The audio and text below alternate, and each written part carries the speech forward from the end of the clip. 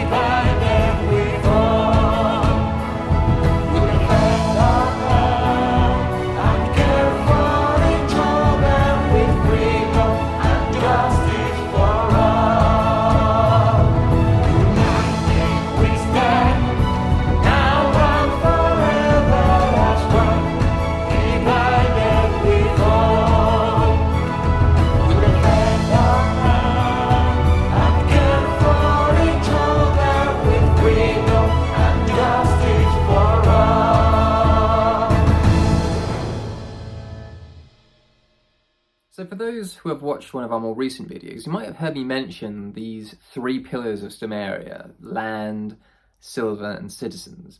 And while it was just an off-the-cuff remark, I think, thinking about it further, that these are very much the fundamental defining features of Stomaria. They are the driving force, the three primary factors that are necessary for us to accomplish what we have set out to do. Our very reason for being, our very purpose is driven by the necessity to have these three different factors promoted to some degree or another. And I suppose the first thing I want to do is talk about what is Stomaria's purpose. Why are we here? Why are we doing what we're doing? And to summarize very briefly, the Empire of Stomaria is an empire of largely autonomous territories, each with their own cultures and identities, that are nevertheless unified by our desire to reduce reliance on and contributions to the Micronations that we're a part of through the establishment of an inter-micronational trade network. We are unified by some degree further through the promotion of certain values and objectives, such as sustainability, such as social responsibility and natural rights. But fundamentally, we're about trying to attain a form of de facto independence by reducing reliance on and contributions to the Micronations that we're a part of. And this, this is our reason for being, to establish that new civilization, that new community, that new nation, through the back door, if you like, without having to go through recognition from macronational governments or the United Nations or whatever else. We can just do our own thing as long as it's all legal and above board. And I think this is going to be the premise of these 3 points. I think all three of these factors, the land, the silver, and the citizens, they all feed into this idea. And I want to go over why that is. So unlike a lot of micronations out there, we value the importance of acquiring private freehold land in order to accomplish our values and objectives. And the reason for this is very simple. We can claim a public park, we can claim an entire city, we can claim the moon, we can claim the world, we can claim Mars. It doesn't really matter. They all have the same problem. There is no way for us to utilize any of this claimed territory in order to promote our values and our objectives. We can't go to the moon. We can't go to my local park and start digging it up and planting potatoes or installing wind turbines or solar panels or building dwellings or anything like that. We can't do anything like that. In order to accomplish that, you need to acquire the appropriate private freehold land. And there's not a lot more to say about it than that. If you want to establish a real world community and you don't want to have to either battle law enforcement or only theorize about creating communities on the moon or theorize about establishing communities in, Antarctica or something, then the only real way to do that is to find land in or around your area or even further afield, but it still needs to be private freehold land. that is owned and controlled by you. You need control and authority over it in order to utilize it. And that is incredibly important. So I think the land aspect is very, very straightforward. If you're doing what we're doing, if you're looking to do what we're looking to do, you need to look at getting private freehold land. Simple as that.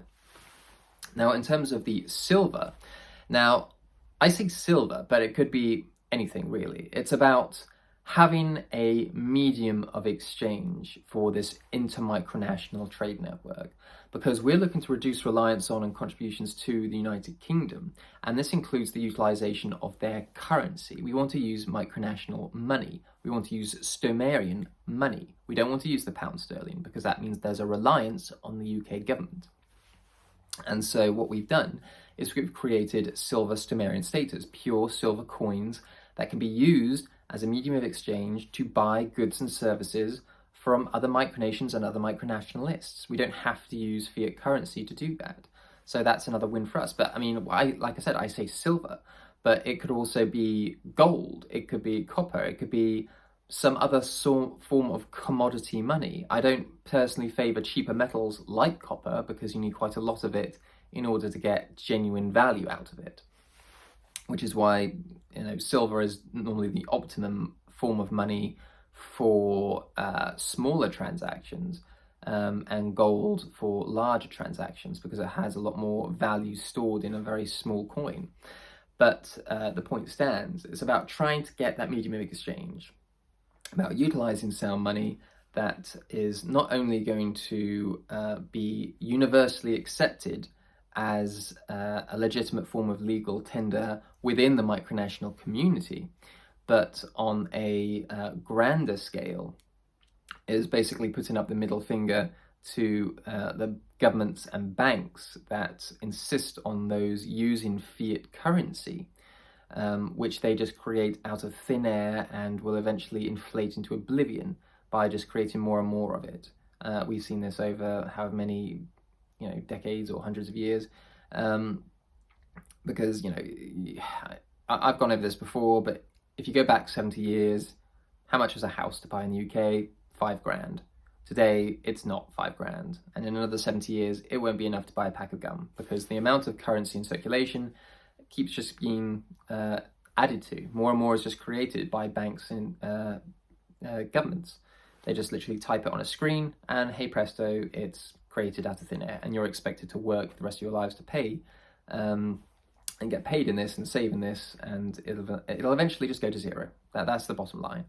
So this is why we use commodity money, or also known as sound money, like gold and silver.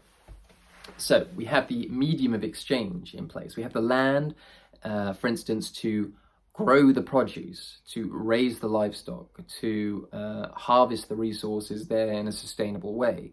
And then you have the medium of exchange. You have the silver stater, or arguably any silver or gold coin, as long as it's a commodity money. That's the most important feature. But the fact that we're using the Stomarian stater, which is the first micronational money in the world, that is something that we're keen to promote. So those are the first two out the way. And then, of course, how can you have a trade network? How can you have an empire? How can you have a community without citizens? And this is the third pillar of Stomaria, is this sense of community that we're trying to build, this civilization building that we're doing. It requires people to become involved, not just what you might call pure Stomarians, but also Micronations and Micronationalists from outside of Stomaria being incorporated into the Empire of Stomaria, the Kingdom of Wayward, the Kingdom of Solacea, the Princedom of Moreland, the Kingdom of Norwich. These are all led by micronational leaders that have become Stomarian citizens, that have been incorporated into Stomaria as observer and associated states. And this is what I'm talking about when I'm trying to establish real-world communities.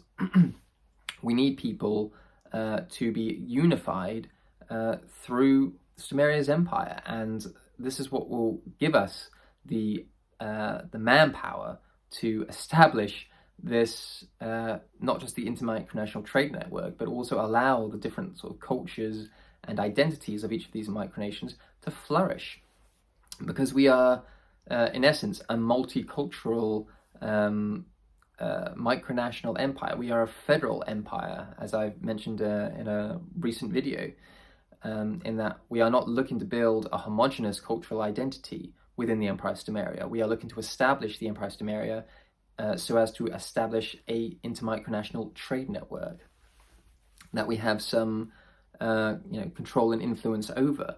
And without any one of these three pillars, without the land, we can't create the produce. Without the stata, we don't have the medium of exchange to exchange that produce and the services for something else.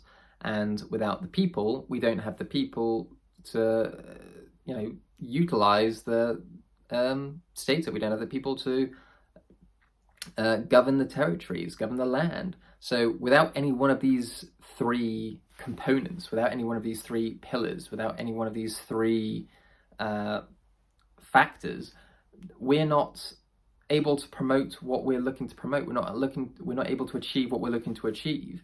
And I think this is why I had this sort of off-the-cuff random thought a few videos ago as to these are the three things that are probably the most important to Stomaria. Because without any one of these things, we can't achieve what Stomaria was established to do. And so this is why you will always see us talking about the importance of private freehold land and empire building and the acquisition of additional micronations and the incorporation of additional micronations into Stomaria's empire. This is why you always see us talking about the importance of silver and gold.